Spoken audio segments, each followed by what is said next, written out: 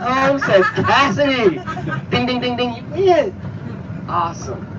Right up here on the left, Circle Theater. I remember we shut this street down, we shut all this down, and I had that blue Mustang circling me like Jaws out here. We shot the scene where Ponyboy gets jumped, and they stick me in the throat with a knife. And they ended up, in the original, they ended up cutting out that scene. So I go through about the first, 15 minutes of the movie with a big scab on my neck, and nobody knows what it's from. It's awesome. Everybody used to ask, what was that on your neck? Right up here on the right. I love that everything pretty much looks the same. It's incredible. Like 35 years later, and not a whole lot has changed in Tulsa. We've had a lot of screenings over here supporting the house and the museum, and let's face it, that's why we're doing this. We're just wanting to give people like yourselves an opportunity to be able to go to some of the iconic places and hear some of the stories. It's my dream to be able to raise enough money to be able to bus kids in from schools that could never afford it, that could never see this, and that's Danny's mission as well. So we just want to open this up, and the thing that shocked me the most about all of this, look at this guy. I'm not worthy. What's up? I'm not worthy. Awesome, man. Look at that. These guys not happy. Anyway, so this, for me, this place is a great place. They're always very friendly to us, the owners of this place, and we've had a few screenings because we moved here. But one day I'm just kicking around an idea, and I haven't talked to Danny about this, but I want to rip the top off of a big party at the Admiral Twin, screen the Outsiders, invite a bunch of people, and have a really great time. That's what I want to do. So we'll do that next time. Let's get out of here before somebody decides to. Before we have a rumble. We're better to rumble over here. Those are like greasers right there. Real life greasers right there, Cassidy. Cassidy, are you a greaser or a soch? I'm a greaser. That's right, man. That's right. Darren Dalton's still one of my best friends. He was the soch that tried to talk me out of going to the rumble. Soches will still be soches, and greasers will still be greasers. He was probably right. I'll show you Where we headed right now, guys? train tracks. Oh, the old train tracks. Might have to take a quick break there just to let me get out real quick, because I want to. So we're headed to the train tracks, and there was there's a shot that I did where I'm sitting on a track that I'd like to recreate that shot with Danny. So originally I was thinking, well, let everybody get out over here. And then I thought, well, that's all I would need is a train to come by, and we'd all make the news then, wouldn't we? That'd probably not go over so well. So once we get over to the tracks, you'll see we're getting close to the hood. It's all pretty much contained in the same neighborhood. One of the things about Glad you're watching. the production trying to contain us into pretty much walking distance to the locations, it saves a lot of money. When you're not having to load up and break the crew up and spend a couple hours traveling every day, you're able just to continue to shoot and shoot and shoot. So that was a beautiful thing. We had a school called Lowell Elementary, which I'll point out to you. It's kind of turned into a factory now. But that's where we set up our studio. And that was a block from the park, which was a couple blocks from the house, which was a couple blocks from the rumble lot, and this whole little niche over here is where we basically shot the whole movie until we got out of town and went to the church, which is in Skytook, the bottom of a lake now, because they flooded the whole valley out there. So the church that we burned down, unless you're a scuba diver, you will never see it again. We tried. So we went to look for the church. when I first got to Tulsa, I was amazed that some of these locations still existed. The park was still there. Obviously, the fountain was gone. If you come from out of town, you assume that the fountain is still in the park. The fountain was built for the movie, and when they took it, when the movie was wrapped, the guy who built it, he took it apart. We went by the drive-in, and the drive-in screen had just burned down, and then we got to the outsider's house, and I couldn't believe the condition was so bad, and then it hadn't, someone hadn't saved it and turned it into a museum. So it's kind of when the idea started to form in my head. But it's amazing how many locations still exist, and the tracks that we're going to right now, you can see them in the movie when in the redo version where the socialists chase Pony home, and you can look on the screen to see where we're going to be. So if you're on the left side of the bus, actually, as we go over the second bridge, you'll see this shot, and then there's the iconic shot. Recreate that real quick. But yeah, it's amazing. And Tulsa is one of the only places where I know that you can come and still see so many different movie locations. In LA or New York or something like that, they would have been long gone because we tear them down quick and we don't honor the locations. So it's amazing that the Circle Cinema has been revitalized, the Admiral Twin has been revitalized, and now the Outsider's House. And hopefully we can find some more locations that we can make sure that we're preserving them.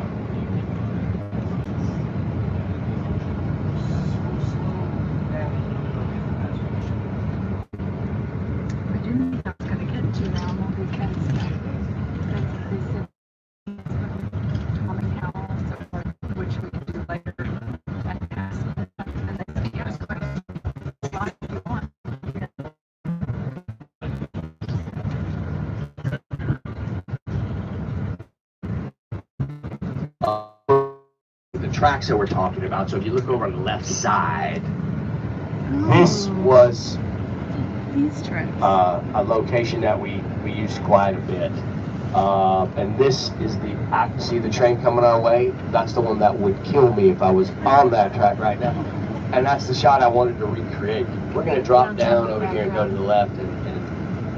Can we come by those tracks after we come by these tracks? Stop by the park and the house and all that, which is just right up here on the left. That's right, man. I got the key to the city yesterday from the mayor. We can go anywhere.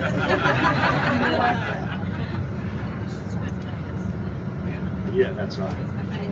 We're not going to do that. Right.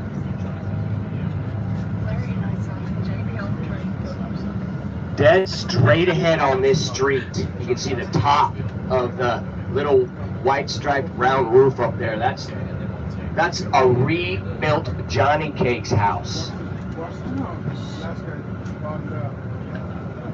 We're higher now. So here's the house on the left. This building, this tan building right here on the left, has just been rebuilt. It was so dilapidated, it just kind of fell down upon itself. And Danny has rebuilt it to spec. This is the actual house and how it was.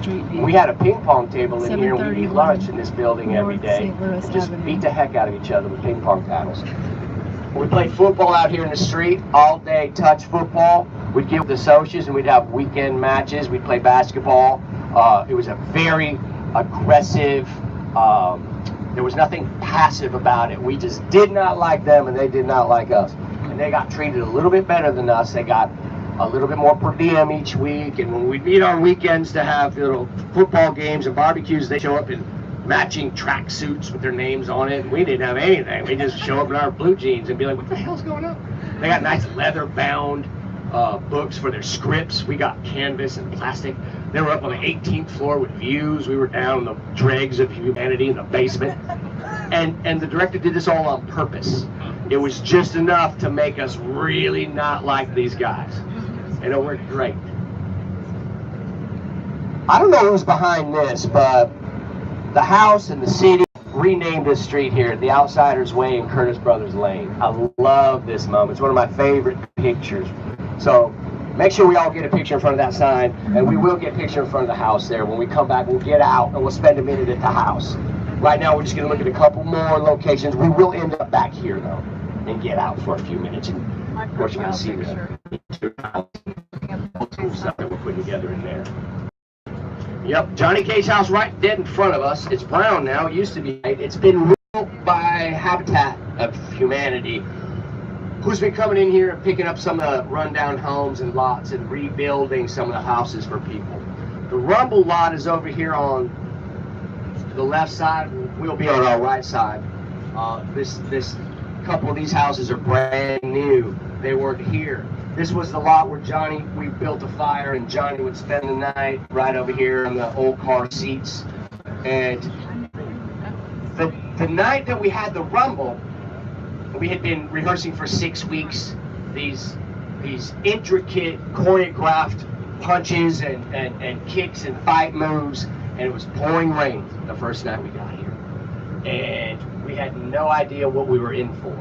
We thought, well, maybe the director won't shoot tonight. Well, the director came out and couldn't have loved it anymore. It was like, this is a great night for a Rumble. So we knew we had 3 nights. What are we going to do for the next 2 nights? Well, fire department showed up and soaked us with water for the next 2 nights. We were freezing cold. But I'll never forget, I had this very intricate fight scene, and Pony Boy was going to be just manhandle some socials. The night of the Rumble, I take the first punch, if you remember, and a stunt guy named Reed Rondell, who my father was a stunt man, still is a stunt coordinator. I grew up with this kid, Reed Rondell. Well, he throws the first punch of the Rumble, slips in the mud, and accidentally tags me in the chin for real, and down I go. The melee happens, it's a mess, everybody's covered in mud, everybody's fighting, having a great time, and I'm still trying to shake off a real punch to the face. Well, I pull myself up and go over to the director and say, we gotta go again. That didn't, I got punched and went down, so I didn't get to. He looks at me and says, guess what? Pony Boy gets punched and goes down, and that's your Rumble. And you cut to Matt Dillon dragging me out of the mud hole right there. And that was it. I was my chance to be a hero. And that's it. I got smacked in the face and everything. Let's go on around. We'll go see the park. Any questions? You guys all right? You're a shy bunch. I love it. You guys know everything. You don't have any. I got a question. Okay. Did Tom Cruise really lose his tooth? Well, Tom really had I think it was a veneer or something on the front, and he removed the front veneer. Oh, okay. And we all thought he was a lunatic. As a young kid, we didn't really think outside the box like that, but Tom was ready to go for it. And then, he removed his tooth out of his own pocket, out of his own money, showed up, was like, we got to think pretty cool, right? He was so proud of that toothless grin, man. Of course, that was before he was Tom Cruise. Right. I don't know if we could get Tom to remove his teeth anymore. Could be tough. And he did real flips. Oh yeah, he'd anything to try to steal a moment. Tom would say, can I flip off that? Can I flip? Would you stop flipping? Can we just walk through a dang set one time? Leave your tooth in your head. Just stop flipping, Tom. Right. We know you got risk. Yeah. They hit you. Too scary. We'll talk about that later. Okay, here's the park right here on the left, man. This brings back a lot of memories, both good and bad. So right here on this little cement, I guess I've been told by Danny, we have access to the fountain. We actually have the pieces of the fountain stored over at the house, so we will one day rebuild that. And maybe Danny will let me dunk him in that thing and recreate that scene, brother. I'm going to tell him right now, when I first met Darren Dalton, who's his good friend and the guy who played the tall Soch, we met on the internet and I had him do an interview with us in LA. Me and this guy actually used to have a show in LA where we'd bring in stars of our favorite movies and interview them. And Darren's about 6'4", yes. Right? Big guy. And I told him I'd love to meet you. I said, I got to be honest with you, I'm a greaser though. And he goes, good, I'll give you a good dunking when I see you. So I said, okay, cool, I'll count on that. So he came to our studios where we were recording. Meanwhile, he's an LAPD cop. And then he's ready for your dunking? And we both got up, and I'm like 6'6". I'm like, yeah, I'm ready to get dunked. Really good. He's like, oh, I was just kidding. And then this guy's got his badge on the side. He's like, what did I just walk into? So, Big bad Darren Dalton just dunks little bitty guys, I guess. So here's where the fountain was. It was 30 degrees the night we shot that. The fountain was supposed to be heated, but I'd be laying out there freezing and shivering, and we'd have to redo a lot of takes because the director would come up and say, "Leigh, you're supposed to be dead. You're there shaking like a leaf, man. What are you doing? You got it. You can't shake." So it takes a lot of concentration. We try to physically stop your body from hypothermia and those sorts of things, and then they'd run out and cover us with blankets. But it was a really tough shoot right here. Okay, let's go up here and make a left. We'll circle around. This was amazing. We shot so many scenes here. The scene where, we're chasing soda pop. We all kind of three brothers end up sort of drink soda as he breaks down. He can't take it anymore. He can't take the fact that Gary's shouting at Pony Boy, and Pony Boy's always bleeding, and he just kind of breaks down right here. And when we went to the original screening, they'd cut that scene out, and Rob was wrecked. He was waiting for his big moment, and that was a tough time for us to get through that. So when they recut the second, the complete version of it, they put that back in, and I was really grateful for Rob for that.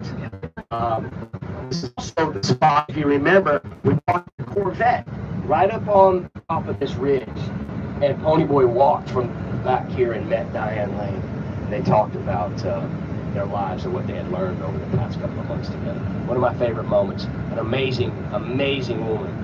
I had the biggest crush on Diane Lane. I still do. I told my one hall pass. I told my wife. I'm sorry, man. That's Diane Lane, man.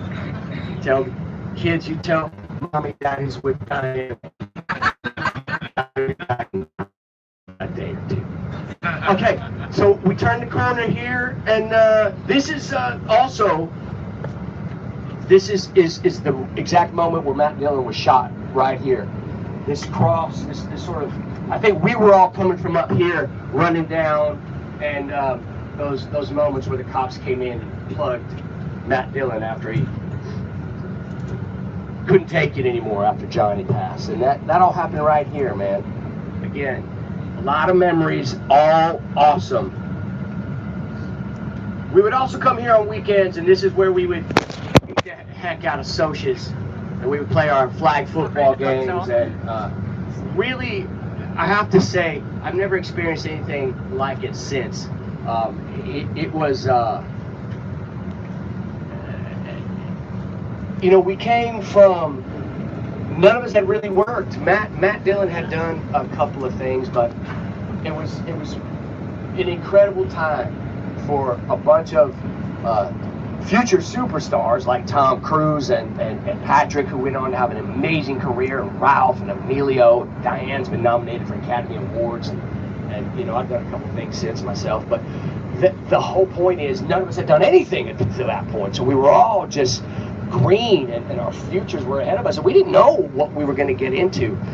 The movie wasn't a huge hit when it came out. It was a moderate success, but over the next couple of years, as people's careers started to grow, the talk about the cast in this movie became, front and center. I mean, people hadn't really seen a cast like this before, and it was an amazing thing to really. And when you look at it now, it's a 35-year-old movie. There's a couple of cheesy moments in it. Really holds up for the most part, and I'm super proud of it.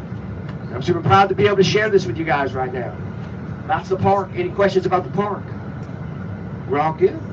Okay, we're gonna roll over to the house now, I guess, and we'll get out for a second.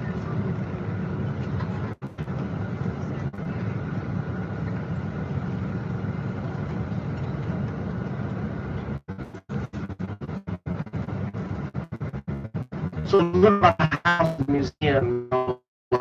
Danny will be able to fill you in a little bit more, but you know, they were going to tear the house down, and nobody cared that it was the outsider's house.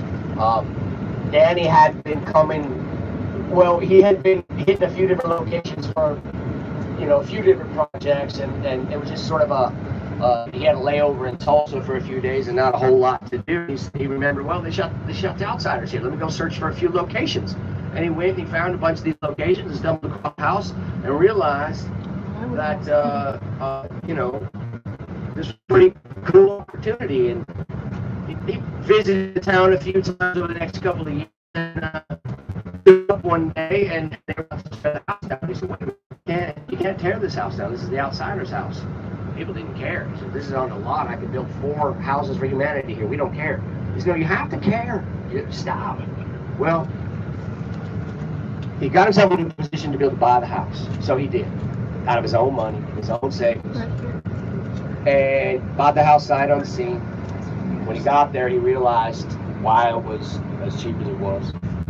We had a whole mess ahead of us. We had to redo the whole house. We had to put in public bathrooms, build parking spaces, and I know we did it. How it's grown exponentially. It's been, you know, the Johnson will come back and we'll have a talk about the house up. Thank you all.